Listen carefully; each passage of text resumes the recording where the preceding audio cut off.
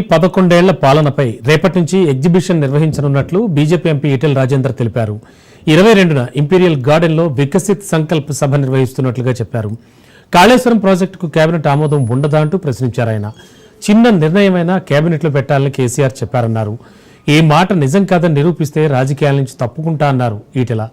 ప్రాజెక్టులకు బీజేపీ వ్యతిరేకం కాదన్న ఆయన కాళేశ్వరం కేసీఆర్ మొదలుపెట్టింది కాదని కేసీఆర్ రీడిజైన్ చేశారన్నారు. ఇక సీఎం రేవంత్ రెడ్డి ప్రజలపై కక్షగట్టినట్టు వ్యవహరిస్తున్నారని ఈటెల అన్నారు.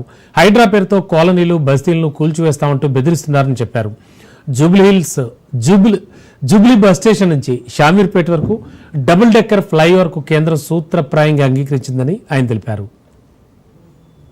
ఇక్కడున్న ప్రభుత్వం ప్రజలందరూ కూడా పేనం నుంచి పొగడపడ్డామా అనేటువంటి బాధ. ఏ విశ్వాసంతో అయితే ఈ ప్రభుత్వానికి ఓటేసి గెలిపించిండ్రు. గతంలో ఉన్న ప్రభుత్వం ఓడిపోవాలని పట్టి జట్టు కట్టి రేవంత్ రెడ్డికి పట్టం కట్టిందో అధికారంలో రాగానే యూటర్న్ తీసుకొని ఏ ప్రజలైతే ఓట్లేసిండ్రో ఏ ప్రజలైతే విశ్వాసాన్ని ప్రకటించిండ్రో ఆ ప్రజల మీదనే దౌర్జన్యం చేసేటువంటి నిర్ణయానికి ఒడిగట్టిండు రేవంత్ రెడ్డి సర్కార్. దాంట్లో మొట్టమొదటిది హైడ్రా పేరిట అనేక బస్తీలకు ఇవాళ అనేక కాలనీలకు ఇది బఫర్ జోన్ లో ఉంది, ఇది ఎఫ్టీఎల్ లో ఉంది, ఇది ప్రభుత్వ భూములు ఉందని చెప్పి వాళ్ళు నోటీసులు అందుకున్నప్పుడు లబోదిబొమ్మలు మొత్తుకున్నప్పుడు కనికరం రాలే ఈ ప్రభుత్వానికి. పల్లెల్లో సంతోషం చూసే ప్రయత్నం చేస్తుంది కానీ ఈ ప్రభుత్వం కన్నును చూసే ప్రయత్నం చేస్తుంది. అన్నిటికన్నా ముఖ్యంగా షామీర్పేట నుంచి వెళ్ళి జూబ్లీ బస్ స్టాండ్ వరకు ఫ్లైఓవర్ కడతా ఉన్నాం. ఈ ఫ్లైఓవర్ ని కేవలం రోడ్డుగా కాకుండా రైల్వే రోడ్ గా జరగాలని చెప్పి నేను పార్లమెంట్ లో మాట్లాడినా. డబుల్ టెక్కర్ ఫ్లైఓవర్ కట్టాలని చెప్పి మాట్లాడినా. దాని సూత్రప్రాయంగా అంగీకరించారు. నువ్వు ఇలా ఫోటో వేసి ఈటల ఉపన్యాసాలు లేవా? ఇలా ఈటల గారి ఫోటో ఎట్లున్నాయో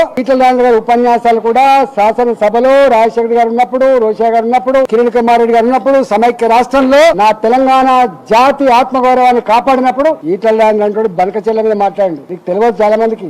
ఆనాడు నా శ్రీశైలం ప్రాజెక్టు పొక్క కొట్టి 850 మీటర్ల పై చిలుకుంటేనే నీళ్లుంటేనే తీసుకుపోవాలని నిబంధనని 834 ఉంటే కూడా తీసుకుపోవాలని చెప్పి భావించినప్పుడు 11,000 కుసకులు ఉన్నప్పుడు 44,000 కుసకులకు దాన్ని పెంచినప్పుడు ఆ 44,000 కుసకులు కాలువకు అది అప్పటికే 100 కాలువ దానికి లైనింగ్ చేసి దాని వెలాసిటీ పెంచి ఒక నదిని 80,000 కుసకులు నీళ్లు తీసుకుపోతున్నావు దుర్మార్గమైందని చెప్పి ఖండించిన కొట్లాడిన నాయకుడు నేనే ఆ రాజు. ఆనాటి ఉమ్మడి ఆంధ్రప్రదేశ్ అసెంబ్లీలో పులిబిడ్డలా కొట్లా